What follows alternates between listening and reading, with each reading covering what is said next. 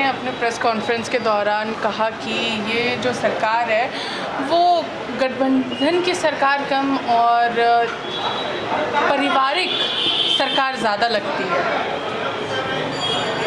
देखिए, भारतीय जनता पार्टी की नैतिकता मोरालिटी वो बिल्कुल समाप्त हो गई है। निर्लजता की प्रकाष्ठा इनके नेताओं ने पार कर रखा है। सरकार के इस एक वर्ष होने पे इस कोरोना का जिस प्रकार प्रभाव रहा पूरे विश्व में, भारत में भी और झारखंड में भी, किस प्रकार संघर्ष करके लोगों की सेवा की है सरकार ने, मदद पहुंचाई है। पॉजिटिव बातें छोड़ करके प्रेस कॉन्फ्रेंस करके पारिवारिक सरकार है या पार्टी है, इस प्रकार का बोलना हमें लगता है कि लोकतंत्र में संविधान का मखौल उड़ाने के समान है।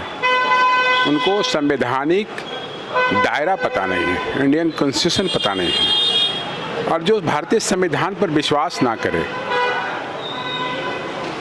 जो उनकी प्रदत्त शक्तियों को समझता नहीं है, वो अगर अनाप शनाप बातें बोले तो हमें लगता है कि उनको कोई नोटिस ही नहीं लेना चाहिए, नहीं लेना चाहिए।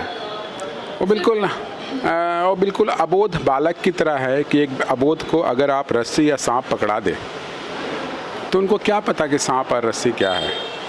मगर एक पॉलिटिकल पार्टी होने के साथ साथ भारतीय जनता पार्टी अपने आप को दम भरती है कि विश्व की सबसे बड़ी पार्टी है और विश्व में सबसे अधिक इसके कार्यकर्ता है, इनके सदस्य है, और इस प्रकार अज्ञानता वाली बातें करना हमें लगता है कि इस राज्य के लिए दुर्भाग्य है कि वैसे पार्टियों को, लोगों को 16 वर्ष तक इस राज्य की जनता ने झेला था और तुरंत पिछले चुनाव में उनको मुंह की खानी पड़ी थी उनके कर्मों के कारण, और वो इस राज्य से अब हमेशा के लिए आउट हो जाएंगे, जैसा प्रतीत होता है उनके कार्यशैली से।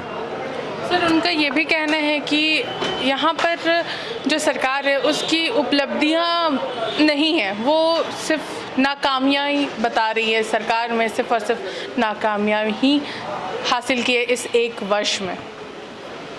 अपने वो 16.5 वर्षों के कार्यकाल को बताए तो क्या उपलब्धियाँ रही इस राज्य में? क्यों मजदूर यहाँ से पलायन करके गए? क्यों हमारी बहनें यहाँ की जो गाँव में निवास करती हैं दूसरे प्रांतों में जाकर के झाड़ू पोछा और बर्तन धो रही है? क्यों यहाँ के लोगों को रोजगार नहीं मिला? क्यों यहाँ पर शिक्षा और स्वास्थ्य की डेवलपमेंट नहीं हुई?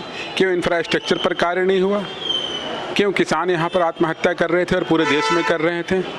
ये उनको पता नहीं है।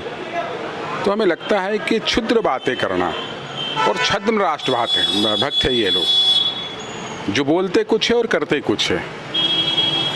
इन लोगों का कहीं ना कहीं ये भी कहना है कि जो ये सरकार खाली खजाने की बात कर रही है, तो फिर एक वर्ष होने पर करोड़ों की लागत से ये वर्षगांठ मनाने का कहाँ से आया ये धन?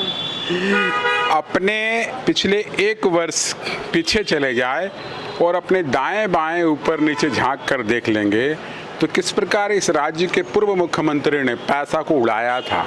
हाथी उड़ाया, घोड़ा उड़ाया, फ्लैक्स उड़ाया, पूरे राज्य पे लगे रहते थे, जहाँ देखेंगे वहाँ पर रघुवर जी नजर आते थे।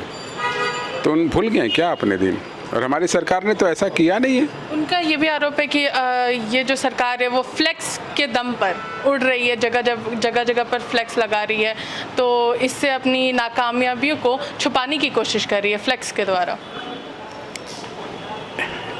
मैं बोलूं कि पिछली सरकार जब थी तो मैं सभी यही बोलता था, और उन लोगों को ये पता था कि वो सिर्फ सरकार प्रचार की सरकार है। जिस प्रकार मोदी जी ने 5 लाख कुछ हज़ार करोड़ रुपया खर्च किए थे प्रचार पे, यहाँ भी ऐसे ही राज्य सरकार ने भी पीआरडी का सारा धन ही उड़ा दिया था। आज भी कितनों का बकाया पड़ा रखा है। तो अपनी बातों को बोल रहे हैं, उनकी मैं तो उनको बधाई दूंगा, धन्यवाद दूंगा कि अपनी गलती जो पिछले बार किए थे उनको वो बता रहे थे।